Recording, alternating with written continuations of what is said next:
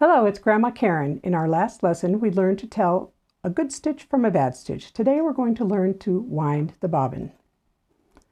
Your sewing machine has two threads. The spool of thread is the top thread. The bottom thread is the bobbin thread. These are bobbins. They go into the bobbin case in your machine. A bobbin will hold a lot of thread, but eventually it will run out and you will have to put thread on it again. You must use bobbins that fit your specific brand and model of machine.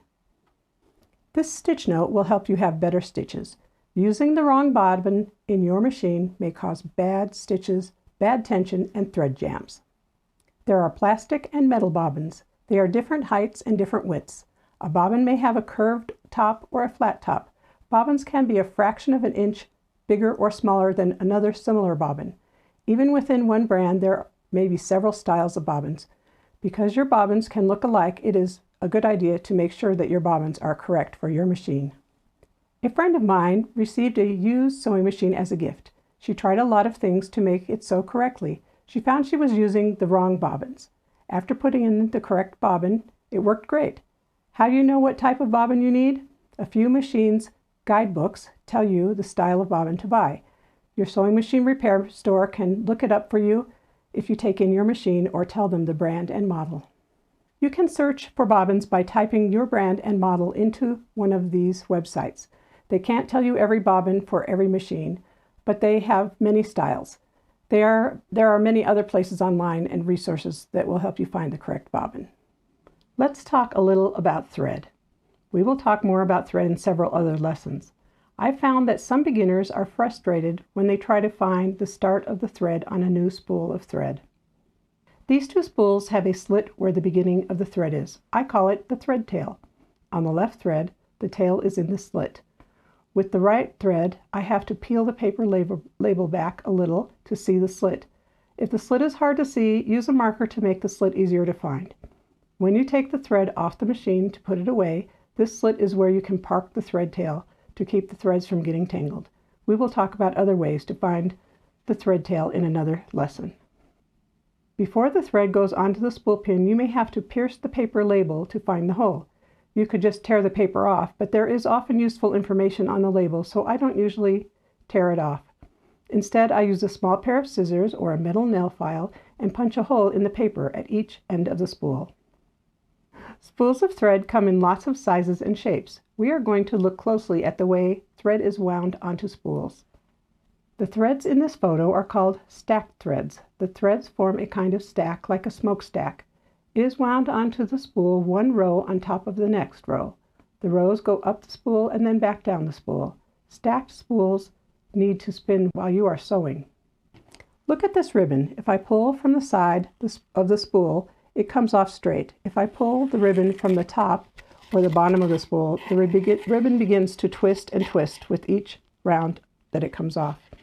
If the stacked thread is coming from the side, like this spool right here, then it is not getting twisted. It is just staying straight as it goes, and that will give you good tension.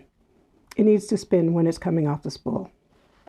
These spools have the thread round around the spool in a different way. The thread crosses over itself diagonally each time it goes around the spool. This is called cross-wound thread.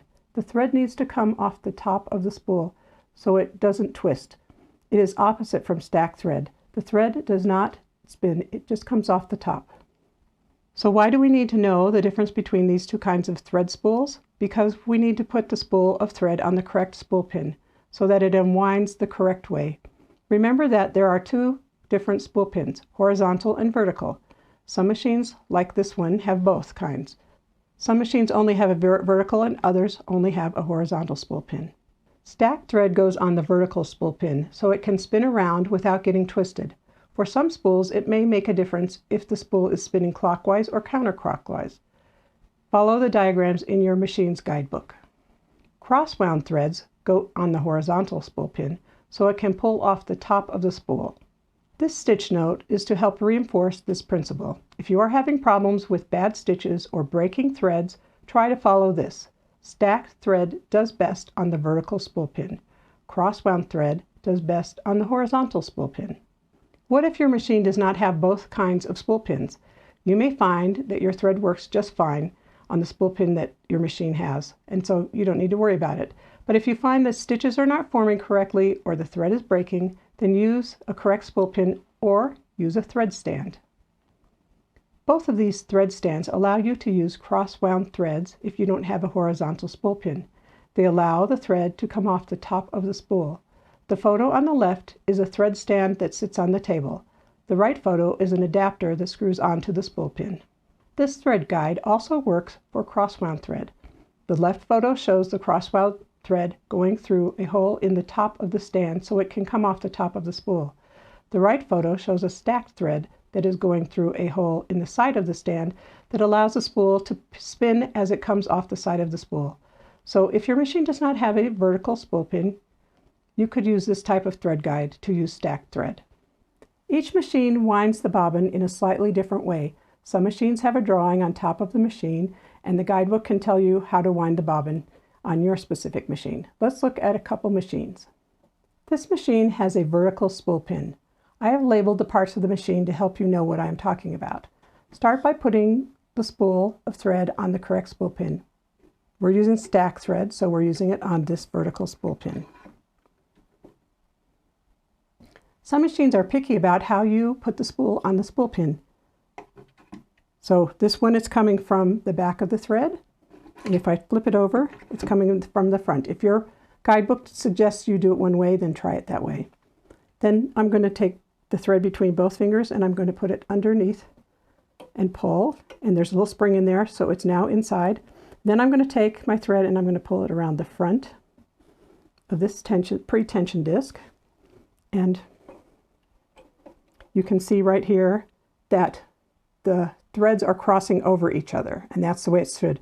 This machine is we're lucky because there's a little map or drawing that tells you how to do it. In our last lesson, we learned about tension. This little pre-tension disc right here is what makes the thread as it's going onto the bobbin winder have the same amount of tightness the whole time the bobbin is winding. Your pre-tension disc may look like one of these. Your guidebook may call it the pre-tension stud or the bobbin winder guide. Now we're going to take the thread, and because we're going to put it through the hole, I'm going to cut this end of this thread and I'm going to cut it on a diagonal so that it's nice and pointy. Okay, so we're going to take the bobbin thread and we're going to put it into this little hole on the bobbin. You can see that little hole right there. So I've cut the end of this thread on a diagonal. That'll make it nice and pointy, and I'm just going to go from the inside of the bobbin out and leave about an inch tail there. Okay, so let me say that again. It's going to go from inside out. It's very easy to do that backwards. So then I'm going to put the bobbin on this bobbin stud right here, push the bobbin, and I'm going to hold this tail and I'm going to push this bobbin over to the bobbin winder. This will stop the needle from going up and down to prevent the hand wheel from turning, and you need to hold this tail from above when you start. I've turned on the machine. Now I'm going to press the foot controller and I'm going to hold this tail, which actually is longer than an inch. And I'm going to keep holding it while it goes and see how it is winding. Now, this bobbin is going to automatically stop when it's full, but you can stop anytime if you want less thread on it. And then when you're done, you just pull that off of there, push it over, pull it off, and I can cut my thread. And I want to cut my thread as close to the bobbin as possible so there's no tail hanging off the top. This machine has a horizontal spool pin. I'm putting a cross-wound thread on it. The special thing about horizontal spool pins is that you need to use a spool cap or a spool disc on the end of the thread. So these are the three that came with this machine. They usually come with 2 or 3 sizes.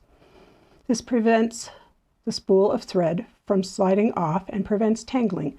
Most machines have 2 or 3 sizes. Choose a size that fits over the end of the spool but is not so big that the thread catches on it and the thread comes off. And there's the one that I have for this machine, for this spool of thread. This shows different size spools and the spool cap I would use for each of the sizes. The thread goes under this thread guide like that. It kind of clicked in. Then it's going to go through this thread guide. That has to be pulled out to be using it. And what I'm going to do is I'm going to go around the front of the tension disc here, and then under this little finger. So you notice that this is only going around straight. It's not crossing over itself. Some machines it goes around straight. So this is the bobbin for this machine, and instead of sticking it up through the hole, for this bobbin, I push it in, find where it goes in, and I'm going to wrap this around this bobbin clockwise about 4 or 5 times. On this machine, I have to turn this inner knob, the hand wheel release clutch, toward me to loosen it. So I'm going to turn it like that. I'm holding onto this one and I'm loosening it. See? And it stops the needle from going up and down. And it also lets the bobbin winder spin around. The last thing I need to do is push that over.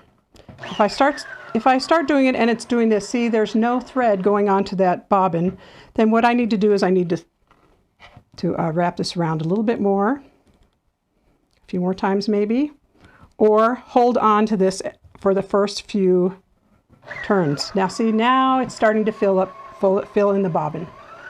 And again, I can just keep going until it is full, or I can stop it whenever I want to. When you stop it, push that back over and cut your thread. And then you're going to want to tighten your clutch or your hand wheel release again so that your machine will work. So your needle will go up and down again. On this machine, the red arrow is pointing to the pre-tension disc. The thread has to get wrapped around the pre-tension disc 2 times for this machine. Here are some photos of very old machines. The arrows are pointing to the bobbin winders. Maybe your machine looks like this one too. The bobbin is wound differently. I am not going to talk about these machines in this video. There are many videos online about these classic type machines. Try to find a guidebook for them. Let's look at one more machine. This machine is different in one way. It has a separate motor for winding the bobbin. You do not need to push the foot control to wind the bobbin. Instead of pushing the bobbin to the right, I push the lever to the left. Sometimes when I turn on the machine, it's making a strange noise when I turn it on, like that. That's because the bobbin winder spindle is being pushed to the right. And you just push it back to the left to stop it. This machine also has a thread cutter, so when I'm done winding my bobbin, I just put it over this cutter right there, and it cuts your thread. If you don't have a guidebook or have not been able to find one online, and if your machine does not have a little drawing on the machine to help you thread the machine, try threading it with the thread crossed over. Try it with the thread straight around the pre-tension disc, and try winding it around the pre-tension disc 2 times. Experiment with the different thread guides. Let's look at some close-up photos of a good bobbin and a bad bobbin. The top photo shows what a well-wound bobbin looks like. The thread is even from the top to the bottom. It looks tight. The bottom photo shows what happens if the thread is not around the pre-tension disc correctly. The thread is not stacked evenly, and it's mushy and loose and stringy. You won't use this kind of bobbin in your machine. It won't give you good stitches. If you don't have the thread wrapped around the bobbin correctly, it may wind onto the bobbin winder stud or spindle instead of around the bobbin. Stop winding the bobbin if you see this happening. Trim off any threads that are sticking up on the bobbin or going over the edge. They can interfere with the bobbin and also cause bad stitches. And here's another stitch note to help you remember. For better stitches, cut off thread tails close to the bobbin. Do not have thread wrapping over the edges of the bobbin. It's time for your homework. Show your mentor that you can do the following things. 1. Show or describe the difference between cross-wound and stacked threads. 2. Put your spool of thread on the correct spool pin, or use the correct thread for the spool pin you have. 3. What speed should you go when winding the bobbin? 4. Properly wind a bobbin. 5. Make sure there are no tails or thread folding over the sides of the bobbin. In our next lesson, we will learn to thread the top of the machine and put the bobbin into your machine. See you next time. And here's a note to the mentor. You will need thread, a bobbin with thread on it, and the sewing machine for your next lesson. We will learn to thread the top of the machine and learn to thread the bobbin. Having a guidebook handy will be helpful. See the mentor's notes from Lesson 6 for thread recommendations. Thank you for helping someone learn to sew.